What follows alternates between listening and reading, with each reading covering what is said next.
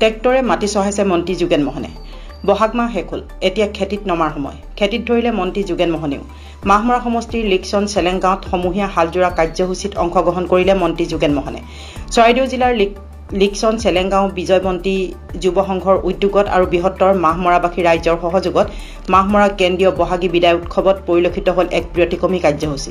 কাৰ্যসূচী অনুসৰি পুৱাৰ ভাগত অনুষ্ঠিত সমূহীয়া হালজোৰা কাৰ্যসূচী উদ্বোধন কৰে অসম চৰকাৰৰ কেবিনেট মন্ত্ৰী তথা মাহমৰা সমষ্টিৰ বিধায়ক যোগেন মোহনে।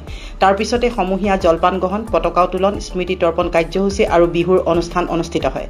ৰাইজৰ সৈতে হাল বাই পথাৰৰ পৰাই মন্ত্ৰী যোগেন মোহনে সকলোকে কৃষি কৰ্ম সংস্কৃতিত জড়িত হ'বলৈ আহ্বান জনায়।